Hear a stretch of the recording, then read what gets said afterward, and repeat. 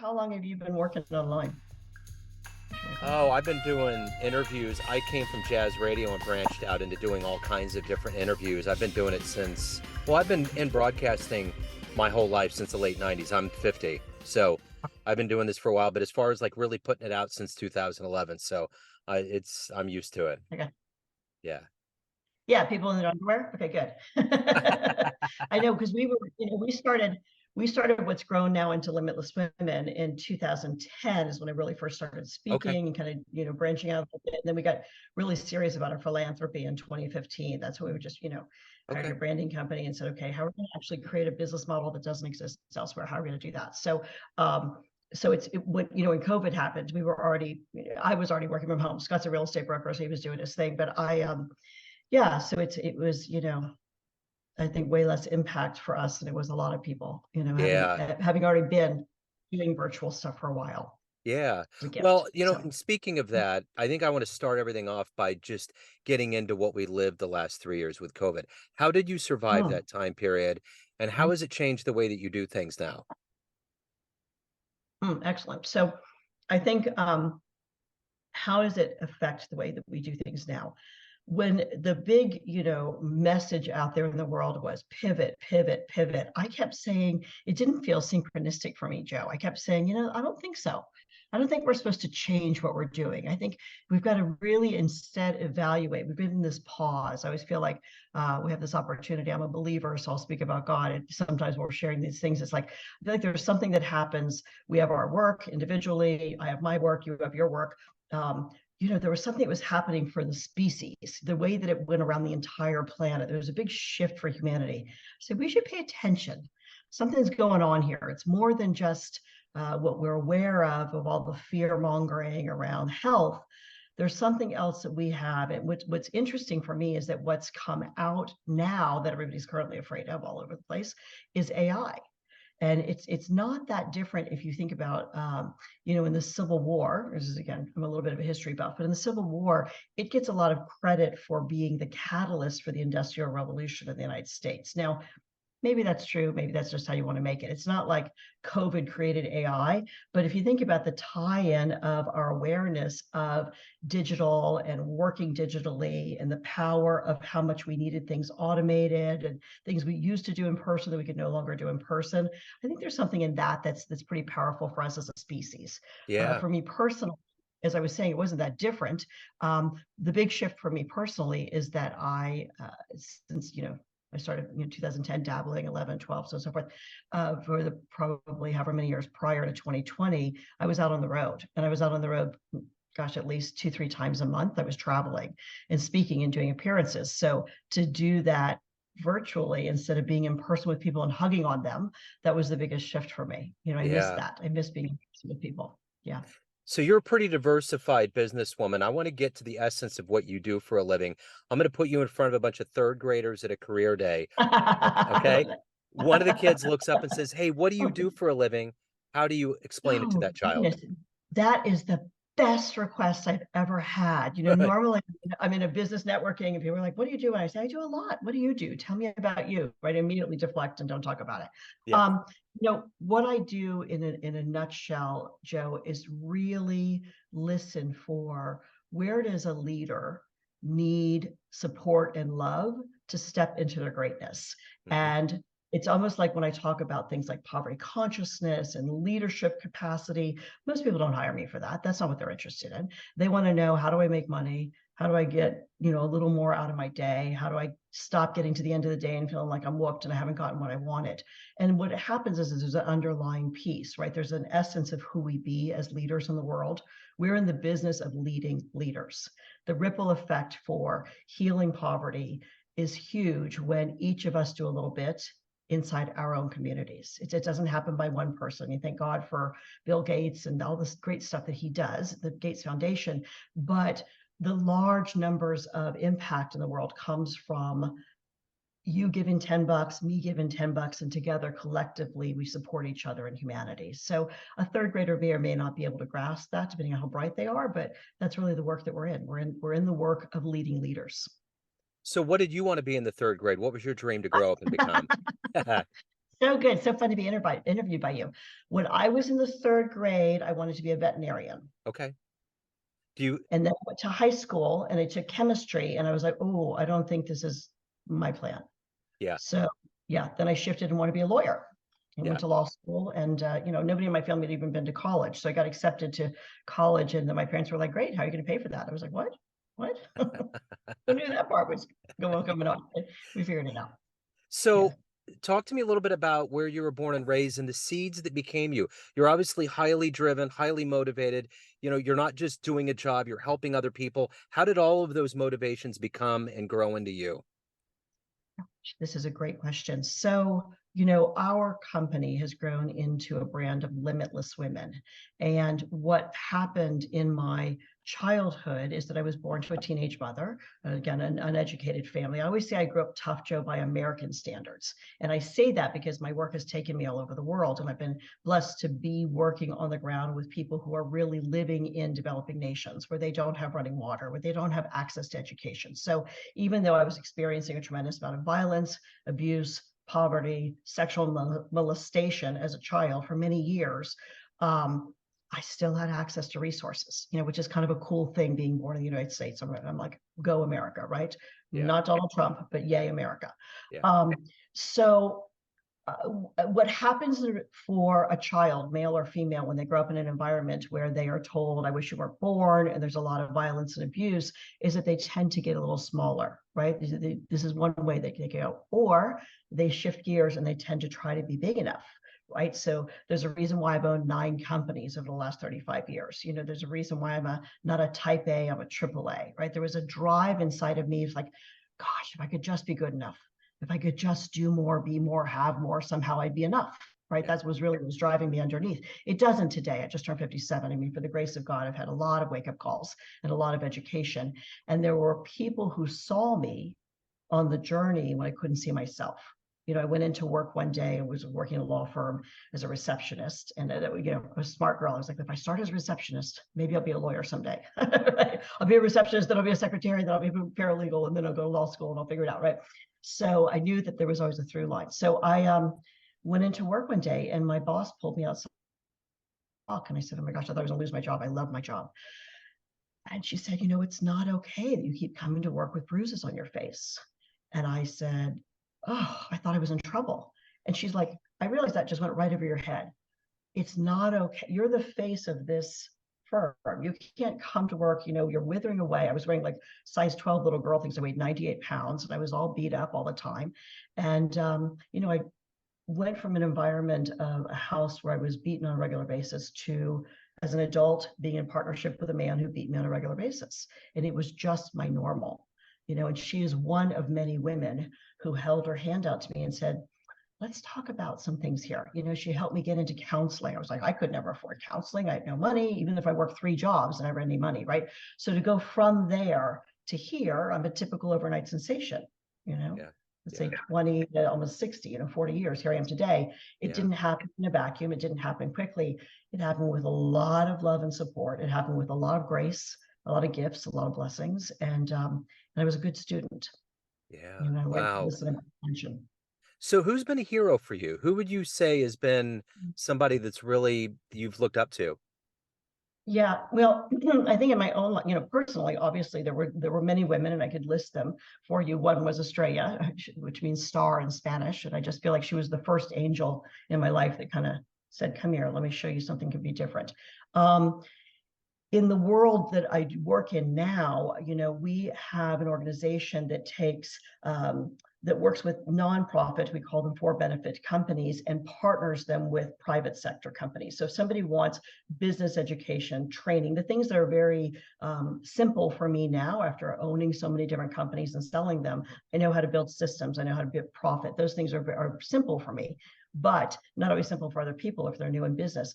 What we do is we partner them with a nonprofit that speaks to their heart, and we show them that giving causes growing. It's not someday when we get there, we're going to make a difference. It's through the process of giving that we actually become expanded in our capacity as leaders. The heroes for me, Joe, are the ones that really make their commitment to run a nonprofit, to start a nonprofit.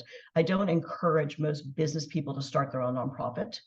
I think that there's so many great organizations out there. And if you know how to vet them properly for longevity, for how much of the percentages go to admin and how much goes to programs, if you look at like what's going on the ground and you can vet an organization to be partners with, those people who are on the ground doing the work, those are my heroes.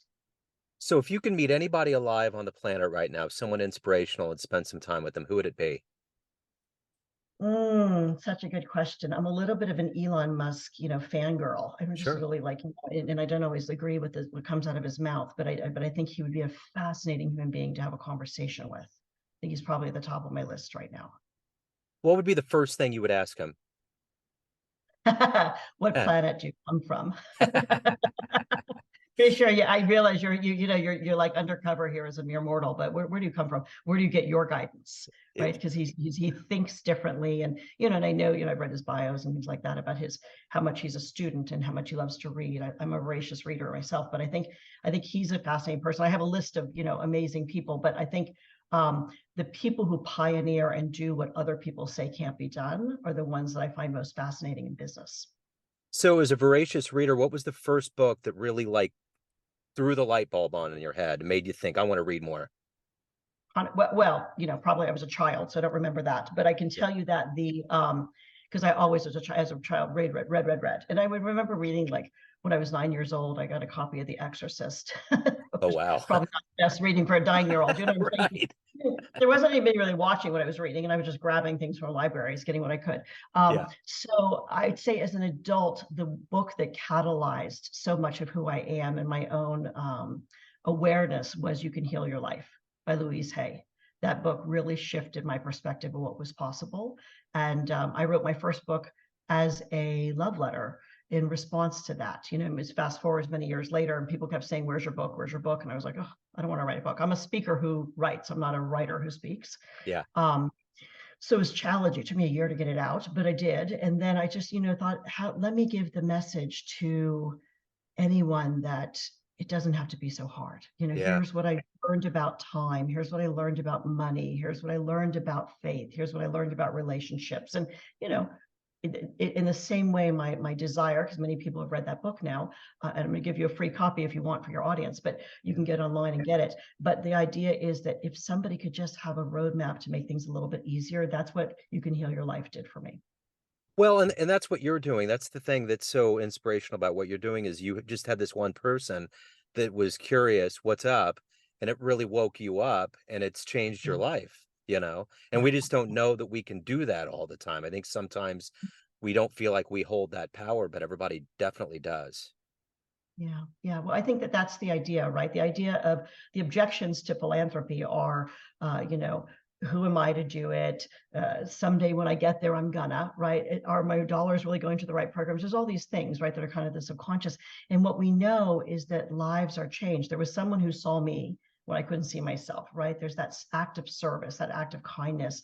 And as a result of that love, I've been able to not only heal myself, but also, raise a healthy family and be able to be successful in business to the development of, or to the, to the way that I'm able to financially afford to go out and give away all of our profits. How cool is that? Yeah, that's wonderful. What is your motivation every day? When you wake up and get out of bed and do everything you do, what is that motivator for you?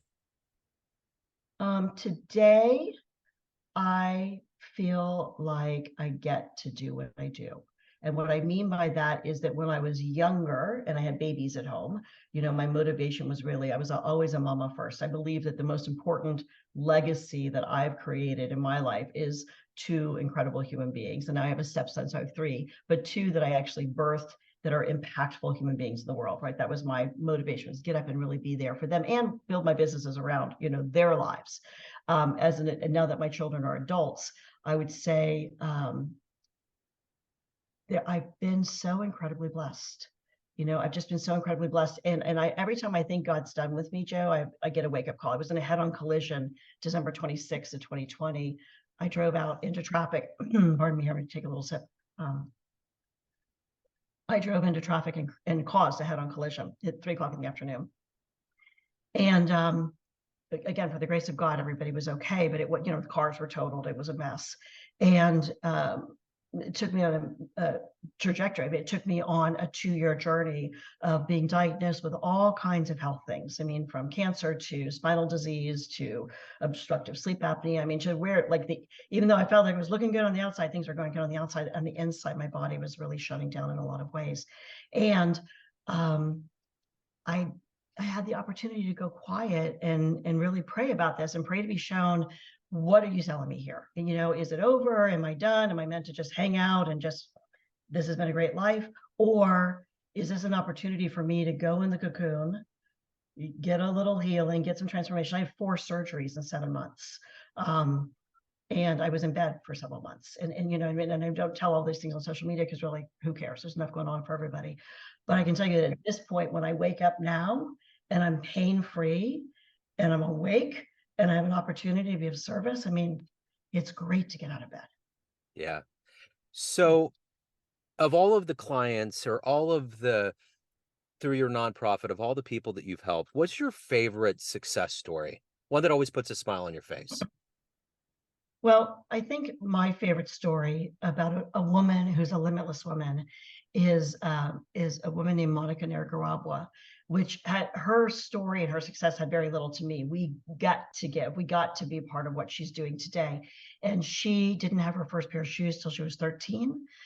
She grew up in Uganda, where education is not free. So in order to go to school, people have to pay. And if you're living on $3 a day, $4 a day, and you have to decide whether you're going to feed your family or send them to school, you're going to figure out sufficiency first, right?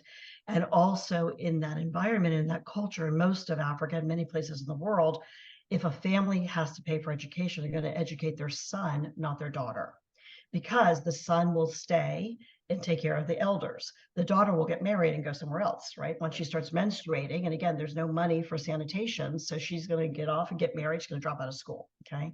So Monica got her first pair of shoes when she was 13. Her parents said, we can't afford your education. She started selling vegetables door to door, to figure this out. She went to the big market and walked 5 miles, got the vegetables, brought them back, sold them door to door. I tell you all this because that's the groundwork, the part that's fascinating. She then went to high school, and the country of Uganda partnered with University of London and offered 5 scholarships to go to university in London, full paid scholarships. There were 5,000 applicants, boys and girls. She got one of the 5 seats. She went to London, got her undergraduate degree, stayed there, figured out how to earn herself a master's in public policy, and then she went back to Uganda to start her nonprofit. Wow.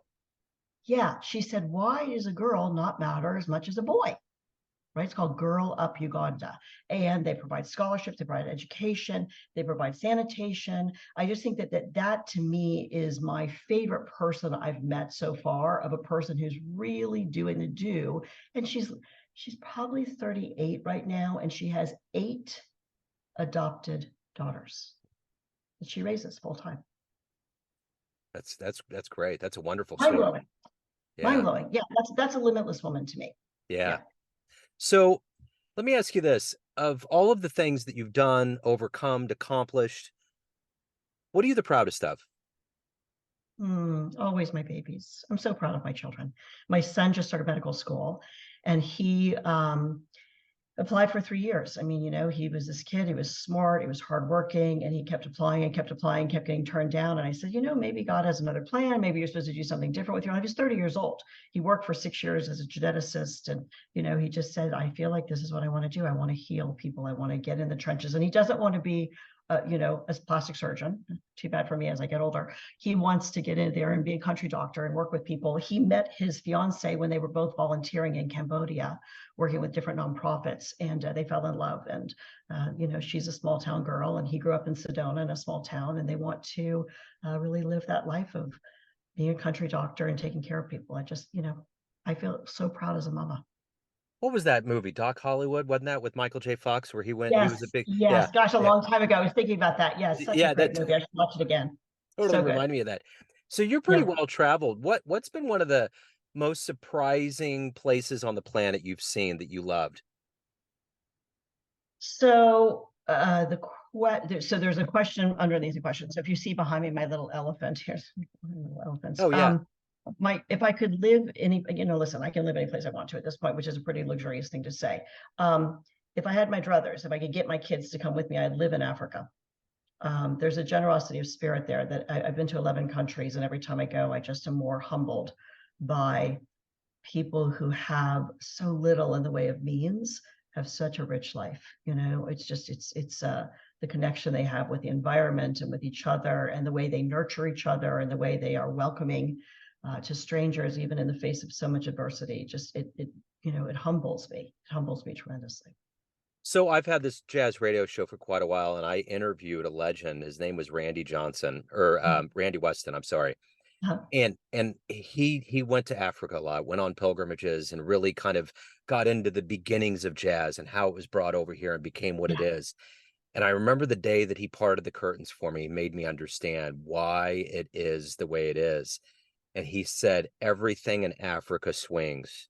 The tails of animals, the leaves on trees, Yes. everything. And I was just sitting there. Yes. And the way Oh, he explained it was I so, feel yeah. it. And jazz, when Yum. it really Yeah. started, swang. It was Oh, swing music. yeah. So it was Makes so amazing. much sense. I'm Yeah. covered So with goosebumps. Makes so yeah, much I sense. know. And I did too. When he said Yeah. that, I was like, Awesome. it was like the big, like almost like an Italian opera with the big red curtain just opened up. The And light went up. there's the soprano right there. Yeah. Light comes down. Beautiful.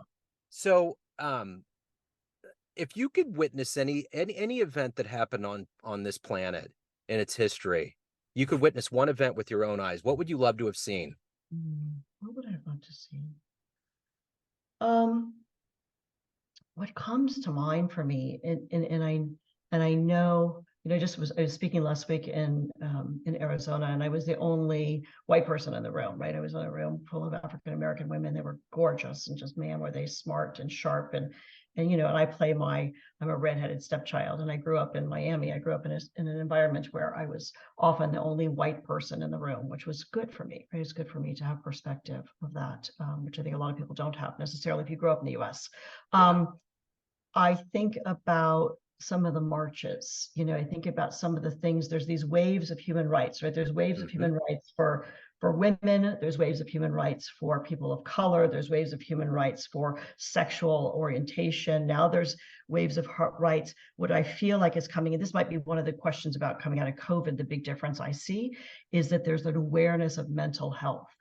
Yeah. Health as health, not as there's something wrong. So I feel like that's the next wave of human rights to come out of the closet. But I think if I could witness something that would shift my cells, I would have liked to have been on some of the marches that happened when I was either before I was born or I was born in 66, or either before I was born or right around that time. There was so much courage in humanity to stand and come together and say, this is not okay. I think I'd love to experience that. So everyone sees you in a different light. You have all these pockets of people. You have family, friends, clients, colleagues, but you run the show. What's your perception of you? Who do you think you are? I know that I am a divine child of God. And I did not know that really into the last few years, Joe. I'll tell you that. Yeah, I remember being a little girl and getting on the bus and going to church by myself. I didn't grow up in a family where people went to church. I don't know what was going on with me, but I had my little Bible, and my mom, God bless her, she would put me on that bus and send me to church by myself. And what I realized recently is that I'd never been baptized. And I live in the South now. I just moved to Texas, and boy, am I in it. I'm deep in the heart of Texas, babe. And in the church we go to it's called River Valley. It's non-denominational. It's a very multifaceted, open, we love everybody kind of church, right? And they were offering a river baptism. And I was like, man, I said to my husband, I said, I think I'm going to go get baptized. He said, that's cool. He said, weren't you ever baptized? And I said, no, not that I can remember. I don't recall that. So how I see myself is someone who's been really, really given a tremendous amount of opportunity to have experiences. And I just pray to be shown like how to keep showing up with an open heart and an open mind and to be used. And I also pray to be obedient, what I didn't used to do. I used to pray to be shown. I've been praying to be shown for a long time, and I've tried to go where the next opportunity arose. And I think that's part of my work around leading a led life, right? And that's why I've had 9 businesses. One business gave birth to the next business, gave birth to the next business, right? And I always had to work in the nonprofit and to work in the private and put those two together. And that's what's grown into what we do today. But I know God's not done with me yet. I know that this 2-year journey I was on with all these surgeries, I'm a bionic woman. You can see this now. I've got a big scar here, I've got a scar here, I've got scars all over my back. I'm full of metal and a computer in my chest now.